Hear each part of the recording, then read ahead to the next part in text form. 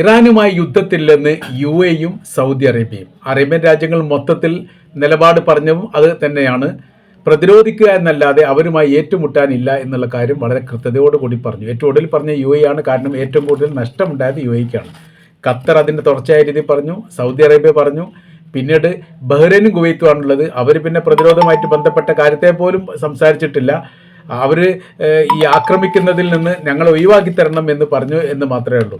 അപ്പോൾ കുവൈത്ത് കേന്ദ്രീകരിച്ചുകൊണ്ട് വലിയ ആക്രമണം നടക്കുന്നു, ഇപ്പോൾ നടന്നു വരുന്നു. ഖത്തർ കേന്ദ്രീകരിച്ചുകൊണ്ട്, അങ്ങനെ സൗദി കേന്ദ്രീകരിച്ചുകൊണ്ട് ഏറെക്കുറെ അത് നിശ്ചലമായിട്ടുണ്ട്.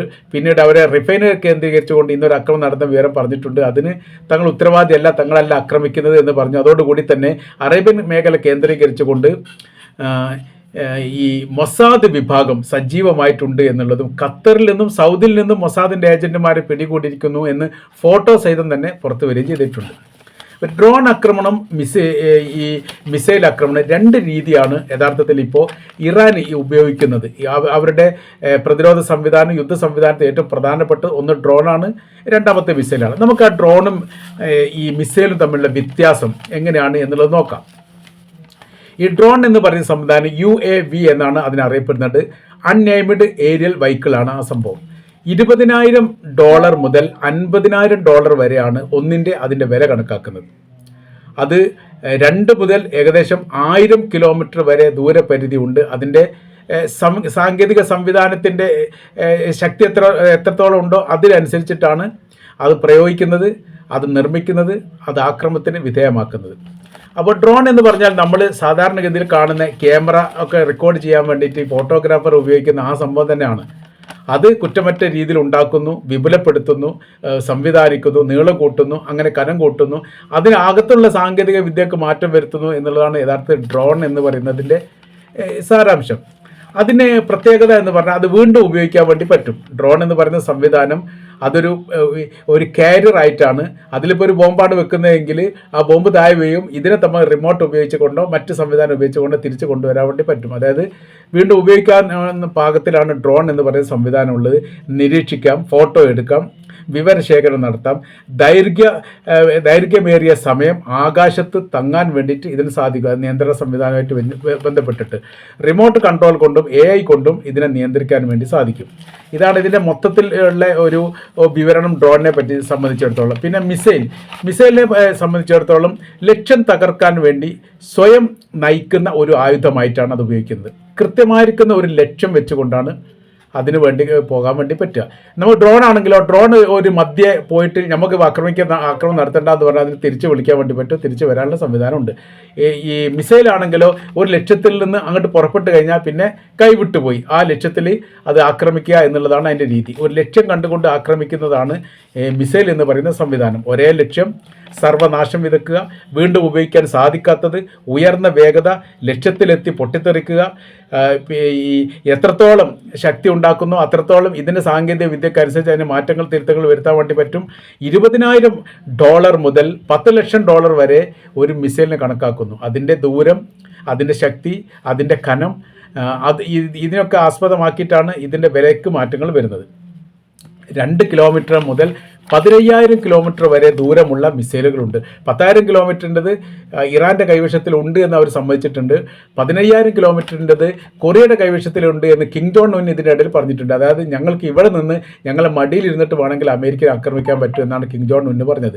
ഇറാൻ പറഞ്ഞത് തങ്ങൾക്ക് വേണമെങ്കിൽ അമേരിക്ക നേരിട്ട് ആക്രമിക്കാറുള്ള മിസൈൽ തങ്ങളുടെ കൈവശത്തിലുണ്ട്. അഥവാ ഈ അവരുടെ തലസ്ഥാനമായിരിക്കുന്ന തെഹ്റാനിൽ നിന്ന് അമേരിക്കയുടെ മിയാമി എന്ന് പറയുന്ന നഗരത്തിലേക്ക് 9,500 കിലോമീറ്റർ ഉള്ളത്. ഞങ്ങളുടെ കയ്യിൽ 10,000 കിലോമീറ്റർ ദൂരപരിധിയുള്ള മിസൈൽ ഉണ്ട് എന്നാണ് അവർ പറഞ്ഞത്. അപ്പോൾ ഇതിൻ്റെ പ്രയോഗങ്ങൾ എങ്ങനെയാണ് എന്ന് നമ്മൾ നോക്കാം. എങ്ങനെയാണ് ഇതിൻ്റെ നിയന്ത്രണവുമായിട്ട് ബന്ധപ്പെട്ട കാര്യങ്ങളൊക്കെ എങ്ങനെയാണ് എന്നുള്ളത് നോക്കാം. ഡ്രോണിൻ്റെതാണെങ്കിൽ ഗൈഡൻസ് നേവിഗേഷൻ സിസ്റ്റമാണ് അതിൽ പ്രവർത്തിക്കുന്നത്. അഥവാ നിരീക്ഷണം, മനുഷ്യന്മാർ നിയന്ത്രിക്കുന്ന രീതിയിൽ ഓട്ടോമാറ്റിക് അല്ലെങ്കിൽ ഓട്ടോണോമസ് പോലെയുള്ള സംവിധാനം ഉപയോഗിച്ചുകൊണ്ട് അതിനെ നിയന്ത്രിക്കാൻ വേണ്ടി പറ്റും. അഥവാ GPS, ഗ്ലോബൽ പൊസിഷനിങ് സിസ്റ്റം. ഉപഗ്രഹങ്ങളിൽ നിന്ന് സിഗ്നൽ സ്വീകരിച്ച് കൃത്യസ്ഥാനം കൃത്യസ്ഥാനത്ത് എത്തിക്കാൻ വേണ്ടിയിട്ട് ഈ ഡ്രോണിന് സാധിക്കും എന്ന് പറയുന്ന സമയത്ത് നമ്മുടെ കയ്യിലൊരു കൺട്രോളിന് അത് നിയന്ത്രിക്കാൻ ഒരു പരിധി ഉണ്ടാവും.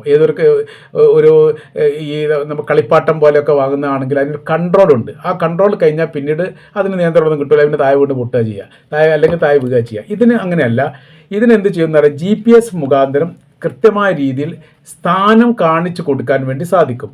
കൃത്യമായി മുൻകൂട്ടി നിശ്ചയിച്ച കോർഡിനേറ്റിലേക്ക് പറന്ന് ലൈവ് വീഡിയോ പോലും ഈ ഡ്രോൺ മുഖാന്തരം നമുക്ക് കാണാൻ വേണ്ടി പറ്റും. ദിശ മാറ്റാൻ പറ്റും. ക്യാമറ ലെൻസുകൾ വെച്ച് കഴിഞ്ഞാൽ അത് റെക്കോർഡിങ് ചെയ്യാൻ വേണ്ടി പറ്റും. രാത്രിയിൽ കാണാൻ വേണ്ടിയിട്ട് ഇൻഫ്രാറെഡ് ഉപയോഗിച്ചുകൊണ്ട് അങ്ങനെ പ്രവൃത്തി ചെയ്യാൻ പറ്റും. AI ഉപയോഗിച്ചുകൊണ്ട് വസ്തുക്കളെ തിരിച്ചറിയാൻ പറ്റും. ഇങ്ങനത്തെ ഒരുപാട് സംവിധാന കാര്യങ്ങൾ ഡ്രോണുമായിട്ടുമുണ്ട്.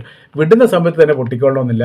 അതിനെ കൺട്രോൾ ചെയ്തിട്ട് നമുക്ക് താല്പര്യപൂർവ്വം അങ്ങോട്ടും ഇങ്ങോട്ടൊക്കെ ആക്കാനും വേണമെങ്കിൽ ഡ്രോണ് തിരിച്ച് വിളിക്കാനും വേണ്ടി പറ്റും. മാത്രമല്ല അതിന് ഒരു പ്രത്യേകത എന്ന് വെച്ചാൽ ഈ ഡ്രോണിനെ ആക്രമിക്കപ്പെട്ട് കഴിഞ്ഞാൽ ആ സ്പോട്ടിൽ തന്നെ നമുക്കത് അറിയാൻ വേണ്ടി പറ്റും. അതിലൊരു ക്യാമറ സംവിധാനമുണ്ട്. ആ സംവിധാനം എല്ലാത്തിലുള്ള അങ്ങനെ ഘടിപ്പിക്കാൻ പറ്റും. ആ സംവിധാനം മുഖാന്തരം അതിനെ നിയന്ത്രിച്ചിട്ട് എന്ത് ചെയ്യാൻ വേണ്ടി പറ്റും, നമ്മൾ അതിനെ നിയന്ത്രിക്കുന്ന സമയത്ത് ശത്രുഭാഗത്തു നിന്ന് ഈ ഡ്രോണിന് നേരെ ആക്രമണം വന്നാൽ അത് കൃത്യതയോടുകൂടി മനസ്സിലാക്കാൻ വേണ്ടി സാധിക്കുന്ന സംവിധാനത്തിലാണ് ഈ ഡ്രോൺ എന്ന് പറയുന്നത്. അപ്പോൾ അതിൻ്റെ പ്രയോഗങ്ങൾ നമ്മൾ പറഞ്ഞു. ഇനി മിസൈലാണെങ്കിൽ GPS, ഈ പറയപ്പെട്ട GPS ഗൈഡ് ലൈൻ ഉപയോഗിച്ചോ, റഡാർ ഉപയോഗിച്ചോ, ലേസർ ഗൈഡ് ലൈൻ ഉപയോഗിച്ചോ, AI ഉപയോഗിച്ചിട്ടൊക്കെ അതിന് നിയന്ത്രിക്കാൻ വേണ്ടി പറ്റും. ലക്ഷ്യത്തിൻ്റെ ഊഷ്മാവ് തിരിച്ചറിഞ്ഞുകൊണ്ട്, ചൂട് കാര്യങ്ങളൊക്കെ തിരിച്ചറിഞ്ഞുകൊണ്ടിട്ട് ഇതിനെ ആക്രമിക്കാൻ വേണ്ടി പറ്റും എന്നുള്ളതാണ്. അപ്പോൾ മിസൈൽ എന്ന് പറഞ്ഞാൽ ഒറ്റത്തവണ ഒറ്റ ലക്ഷ്യം, അതിനപ്പുറം അങ്ങോട്ടും ഇങ്ങോട്ടുമില്ല. വിട്ട് കഴിഞ്ഞാൽ അത് പിന്നെ ലക്ഷ്യത്തിൽ പോയിട്ട് വീണ് പൊട്ടിത്തെറിച്ച് നാശങ്ങൾ ഉണ്ടാക്കുക എന്നുള്ളതാണ്. ഇത് പറയാൻ പ്രധാനമായിരിക്കുന്ന കാര്യം, ഇറാൻ്റെ പരമോന്നത നേതാവ് ഖംനായിയെ വധിച്ചതുമായി ബന്ധപ്പെട്ട് അദ്ദേഹം താമസിച്ചിരിക്കുന്ന കൊട്ടാരത്തോടനുബന്ധിച്ചുള്ള ഓഫീസ് ഒരു മക്തബ് പോലെയുള്ള സംവിധാനമാണ് എന്ന് പറയപ്പെടുന്നു. അവിടെ കൃത്യമായിരിക്കുന്ന ലക്ഷ്യം വെച്ചുകൊണ്ടാണ് അവർ ഡ്രോൺ ആക്രമണം നടത്തിയത്, മിസൈൽ ആക്രമണം നടത്തിയത്. അതിനെന്ത് ചെയ്തിട്ടുണ്ട്, അവർ മേലെ വെച്ചിട്ട് നിരീക്ഷണം നടത്തി, GPS മുഖാന്തരം നിരീക്ഷണം നടത്തി. പിന്നെ അതേപോലെ തന്നെ AI ഉപയോഗിച്ചു. ആ നഗരപ്രാന്ത പ്രദേശത്തിലുള്ള ക്യാമറയുടെ രഹസ്യങ്ങൾ ചോർത്തപ്പെട്ടു എന്നുള്ളതാണ്. അപ്പോൾ അത് ഏത് തരത്തിലാണ് ഉപയോഗിച്ചത്, എങ്ങനെയാണ് ചോർത്തിയതെന്നതിനെക്കുറിച്ചുള്ള വിശദീകരണം വന്നിട്ടില്ല. അപ്പോൾ എല്ലാ സാങ്കേതിക വിദ്യയും ഉപയോഗിച്ചുകൊണ്ട് വളരെ കൃത്യതയോടുകൂടി ഇദ്ദേഹം ഇന്ന സ്ഥലത്ത് ഉണ്ട് എന്നുള്ളതും ഇന്ന സ്ഥലത്ത് ഇന്ന സമയത്താണ് പരിപാടി നടത്തുന്നത് എന്ന് മനസ്സിലാക്കിയതിൻ്റെ അടിസ്ഥാനത്തിലാണ് ആ മേഖലയിൽ സ്ഫോടനം നടത്തി. ഒരു മേഖലയിൽ മാത്രമാണോ? അല്ല, അതൊരു ഗ്രൗണ്ട് ഫ്ലോറാണ്. ഒരുപാട് കൊട്ടാരങ്ങളുണ്ട്, ഓഫീസ് സമുച്ചയങ്ങളുണ്ട്, ബിൽഡിങ്ങുകളുണ്ട്, ഗവൺമെൻറ്റുമായിട്ട് ബന്ധപ്പെട്ട സ്ഥാപനങ്ങളുണ്ട്. അങ്ങനെ ഒരുപാടുള്ള ഏക്കറക്കണക്കിന് വിസ്താരത്തിലുള്ള ഒരു സംവിധാനമാണ് അവിടെ ഉള്ളത്. അതിൽ ഈ ഖംനായി എന്ന് പറയുന്ന അദ്ദേഹവും അദ്ദേഹത്തിൻ്റെ ഈ പ്രതിരോധ മന്ത്രി അടക്കമുള്ള സംവിധാനങ്ങൾ ഒരു ബിൽഡിങ്ങിലാണ്, മറ്റൊരു വിഭാഗം വേറെ ബിൽഡിങ്ങിലാണ്, വേറൊരു വിഭാഗം വേറെ ബിൽഡിംഗ്. സൈനിക കമാൻഡർമാരൊക്കെ കൊല്ലപ്പെട്ട വിവരങ്ങളൊക്കെ പുറത്തു വന്നിട്ടുണ്ട്. വ്യത്യസ്ത തരത്തിൽ 3 സ്ഥലങ്ങളിൽ വെച്ച് പരിപാടി നടത്തുമ്പോൾ അത് കൃത്യമായ രീതിയിൽ തന്നെ ഇസ്രായേൽ മനസ്സിലാക്കിയിട്ട് അവിടെ ബോംബിടുന്നതിൻ്റെ അതിൻ്റെ വീഡിയോ ഒക്കെ അവർ തന്നെ പുറത്ത് വിട്ടിട്ടുണ്ട്. ഇതിലൊരു പ്രത്യേകത എന്ന് പറഞ്ഞാൽ ഈ ഗ്രൗണ്ട് കഴിഞ്ഞിട്ട് ഇറാൻ്റെ പ്രസിഡന്റ് മസൂദ് പെസഷ്കിയാൻ ഉണ്ടായിരുന്നു എന്നുള്ളതാണ്. അഥവാ ഇസ്രായേൽ ഇപ്പോൾ ലക്ഷ്യം വെക്കുന്നത് മസൂദ് പെസഷ്കിയാനെ അടക്കമാണ്. അദ്ദേഹത്തിനൊന്നും പറ്റിയിട്ടില്ല എന്നുള്ള പേര് അപ്പോൾ തന്നെ പുറത്തു വന്നു. വിദേശകാര്യമന്ത്രിയും അതിൻ്റെ മറ്റൊരു ബിൽഡിങ്ങിൽ ഉണ്ട് എന്ന് പറയപ്പെടുന്നു. അപ്പോൾ അദ്ദേഹത്തിന് പേർക്കൊന്നും പറ്റിയിട്ടില്ല, കാരണം അതും ഇതും തമ്മിൽ ബന്ധമില്ല. അപ്പോൾ ഇവിടെ ചോർന്നു പോയിരിക്കുന്നത്, അല്ലെങ്കിൽ അവർ മനസ്സിലാക്കിയിരിക്കുന്നത് വളരെ കൃത്യതയോട് കൂടിയിട്ട് ഇദ്ദേഹം താമസിക്കുന്ന സ്ഥലങ്ങൾ, ഇദ്ദേഹം നിൽക്കുന്ന സ്ഥലങ്ങൾ, ഇദ്ദേഹം വരുന്നതുമായി ബന്ധപ്പെട്ട് അങ്ങനെ ആ മീറ്റിംഗ് ഏറെക്കുറെ സ്റ്റാർട്ടിങ് ചെയ്ത സമയത്തോ അല്ലെങ്കിൽ തുടക്കം കുറിക്കുന്ന സമയത്തോ ഈ സംഭവം നടന്നിട്ടുണ്ട്. കാര്യം തുടക്കം കുറിച്ച് ഒരു പരിധി കഴിഞ്ഞാൽ അദ്ദേഹം സാധാരണഗതിയിൽ ഇറങ്ങിപ്പോയാൽ പിന്നെ അയാൾ ഒറ്റപ്പെട്ടു പോയി. അപ്പോൾ ഏത് ഭാഗത്തൊക്കെ എങ്ങനെയാണെന്ന് കൃത്യത കിട്ടില്ല.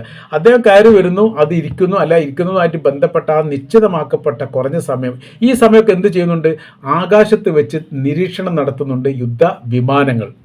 അതിലുള്ള സാങ്കേതിക സംവിധാനങ്ങളുണ്ട്. ഇത്രയും ഉയരത്തിൽ ഒരു പക്ഷേ ഈ വിമാനങ്ങൾ നിരീക്ഷണം നടത്തുന്നത് കണ്ടുപിടിക്കാനോ തകർക്കാനോ ഉള്ള ശേഷിയോ ശക്തിയോ ഒരുപക്ഷേ ഇറാൻ ഉണ്ടാവില്ല. അതേതുപോലെ ലിബിയയിൽ കേണൽ ഗദ്ദാഫി രാജ്യം വിട്ടു പോകുന്ന സമയത്ത് ട്രിപ്പോളിയിൽ നിന്ന് മറ്റു നഗരത്തിലേക്ക് 50ഓളം വലിയ കാർ ഉപയോഗിച്ച് അതിൻ്റെ കറുത്ത ബ്ലാക്ക് കാർ എന്നൊക്കെ അതിൽ പറയുന്നുണ്ട്, ഉപയോഗിച്ചുകൊണ്ട് രക്ഷപ്പെട്ടു പോകുന്ന പോലെ അവിടെ നീങ്ങുന്നത് ആകാശ നിരീക്ഷണം നടത്തിയിട്ട്, ഉപഗ്രഹ ചിത്രത്തിൻ്റെ സഹായത്തോടു കൂടി ആകാശ നിരീക്ഷണം നടത്തിയിട്ട് അമേരിക്കക്ക് അത് മനസ്സിലാവുകയും അമേരിക്ക തായ്ഭാഗത്തുള്ളവർക്ക് അത് വിവരം നൽകുകയും അമേരിക്കയുടെ യുദ്ധവിമാനത്തിൽ ബോംബ് സ്ഫോടനം നടത്തിക്കൊണ്ട് അതിനെ ആക്രമിക്കുകയും ചെയ്തു. അവിടെ ഒരുപാട് ആൾക്കാർ അപ്പോൾ തന്നെ പൊട്ടിച്ചെതറി മരണപ്പെട്ടു പോയിട്ടുണ്ട്, കാറുകളോ ചെതറിപ്പോയിട്ടുണ്ട് നമുക്കറിയാം. അതിൽ നിന്ന് പിന്നീട് ഗദ്ദാഫി ഇറങ്ങി ഓടുന്നു, പച്ചക്കറിയിൽ അഭയം തേടുന്നു, പിന്നെ വെടിവെച്ച് കൊന്നുമായിട്ട് ബന്ധപ്പെട്ട കാര്യം നമുക്കറിയാമല്ലോ. ഇതെല്ലാം AI ഉപയോഗിച്ച സാങ്കേതിക വിദ്യ ഉപയോഗിച്ചുകൊണ്ട് കൃത്യമായിരിക്കും നിരീക്ഷണം നടത്തിയിട്ടാണ് ഇത് ചെയ്യുന്നത് എന്നുള്ളത്. അപ്പോൾ നമ്മളിപ്പോൾ വിശദീകരിച്ച കാര്യം ഡ്രോൺ എന്താണ്, മിസൈൽ എന്താണ്, അതിൻ്റെ സംവിധാനം എങ്ങനെയാണ്, അത് ഉപയോഗിക്കുന്നത് എങ്ങനെയാണ് ഒക്കെ അങ്ങോട്ടും ഇങ്ങോട്ടും കൺഫ്യൂഷനാണ്. പല തരത്തിലും ഡ്രോൺ ആക്രമണമാണ് എവിടെ നടക്കുന്നത്, അറേബ്യൻ രാജ്യങ്ങളിൽ നടക്കുന്നത്. അതിൻ്റെ കാര്യം ശക്തി കുറവാണ്, അതിന് കൃത്യമായിരിക്കുന്ന ലക്ഷ്യം നോക്കിയിട്ട് ചെയ്യാൻ വേണ്ടി പറ്റുന്നതാണ്. മിസൈലാണെങ്കിലോ ഒറ്റ ലക്ഷ്യത്തിലേക്ക് അത് വരുന്നു, പൊട്ടിത്തെറിഞ്ഞ് നാശകൂശാവുന്ന ഒരു രീതി ഉണ്ടാവുന്നുണ്ട്. അപ്പോൾ മിസൈൽ 2-3 ആക്രമണം ഇപ്പോൾ നടത്തി ഈ സൗദി അറേബ്യയുടെ ഈ അരാംകോ ഓയിൽ റിഫൈനറിക്ക് നേരെ നടത്തിയ സമയത്ത് തന്നെ അമേരിക്ക പറയുന്നത് അത് ഞങ്ങളല്ല, ഞങ്ങൾ മിസൈൽ ആക്രമണം നടത്തിയിട്ടില്ല. അപ്പോൾ അത് കൃത്യമായ രീതിയിൽ തെളിയിക്കാൻ വേണ്ടി സാധിച്ചത് ഡ്രോൺ ആക്രമണം മാത്രമേ ആ ഭാഗത്ത് നടത്തിയിട്ടുള്ളൂ എന്നുള്ളതിൻ്റെ ഒരു തെളിവായിട്ട് പോലും ഇത് ഉദ്ധരിക്കുന്നുണ്ട് എന്നാണ് നമ്മൾക്ക് മനസ്സിലാക്കാൻ വേണ്ടിയിട്ട് സാധിക്കുന്നത്.